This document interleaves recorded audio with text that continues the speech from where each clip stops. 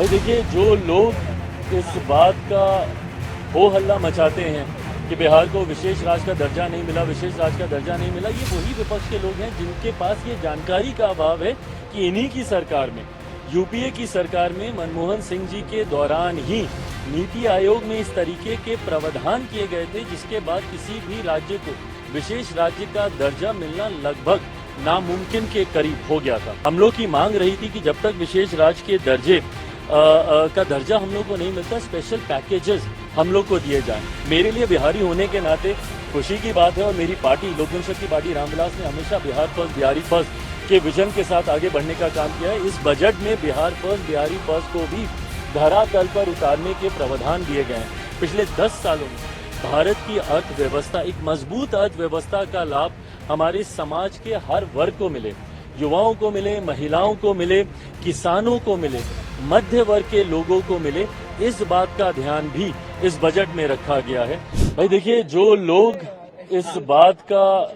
हो हल्ला मचाते हैं कि बिहार को विशेष राज्य का दर्जा नहीं मिला, विशेष राज्य का दर्जा नहीं मिला, ये वही विपक्ष के लोग हैं जिनके पास ये जानकारी का अभाव है कि इन्हीं की सरकार में, यूपीए की सरकार में मनमोहन सिंह जी के दौरान ही नीति आयोग में इस तरीके के प्रावधान किए गए थे जिसके बाद किसी भी राज्य को विशेष राज्य का दर्जा मिलना लगभग नामुमकिन के करीब हो गया था। बहरहाल, हम लोग की मांग रही थी कि जब तक विशेष राज्य के दर्जे का दर्जा हम लोग को नहीं मिलता, स्पेशल पैकेजेस हम लोग को दिए जाएं। मैं धन्यवाद करूंगा मेरे प्रधानमंत्री आदरणीय नरेंद्र मोदी जी का, मैं धन्यवाद करूंगा हमारी वित्त मंत्री आदरणीय निर्मला सीतारमण जी का कि उन्होंने बिहार को जिस तरीके से स्पेशल पैकेजेस देकर, और मेरे लिए बिहारी होने के नाते खुशी की बात है और मेरी पार्टी लोक जनशक्ति पार्टी रामविलास ने हमेशा बिहार फर्स्ट बिहारी फर्स्ट के विजन के साथ आगे बढ़ने का काम किया है। इस बजट में बिहार फर्स्ट बिहारी फर्स्ट को भी धरातल पर उतारने के प्रावधान दिए गए हैं। जहां एक तरफ इंफ्रास्ट्रक्चर इसमें मजबूती देने का काम किया गया है,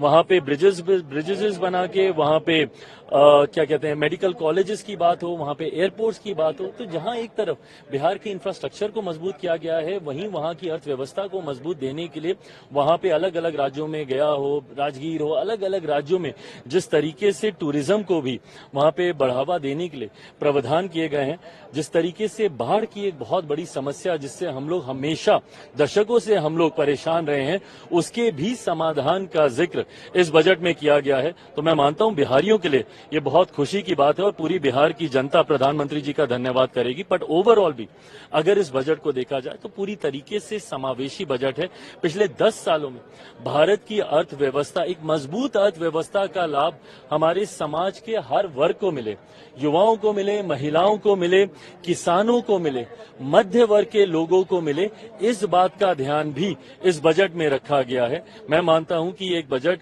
ऐसा बजट जो युवाओं से जुड़ी सबसे बड़ी समस्या बेरोजगारी का भी जिक्र करता है। एमएसएमई सेक्टर को जिस तरीके से मजबूती देने की बात की गई है, इसमें एमएसएमई सेक्टर एक रीढ़ की हड्डी है हमारे देश की अर्थव्यवस्था को लेकर। तो मैं मानता हूं कि विकसित भारत के निर्माण में ये एक मजबूत नींव की तरह इस बजट को देखा जा सकता है। सवाल कि आप कह रहे हैं समावेशी बजट है, सारे सांसद जो निकले विपक्ष के वो तो कह रहे हैं आंध्रा बिहार का बजट है, ये सरकार बचाने वाला बजट है। इन लोगों को अगर अपने राज्य में अगर गरीब नहीं दिखते, अपने राज्य में अगर इनको किसान नहीं दिखते, अपने राज्य में इनको मध्य वर्ग के लोग नहीं दिखते, अपने राज्य में इनको महिलाएं नहीं दिखती या युवा नहीं दिखते, तो मैं इनकी सोच के ऊपर कोई टिप्पणी नहीं करूंगा। जब इन हर इस वर्ग का जिक्र किया गया तो इस वर्ग से आने वाले हर व्यक्ति, भले वो किसी भी राज्य में रहता हो, उसकी सुविधा का जिक्र किया गया। जब आम आदमी की आमदनी को बढ़ाने का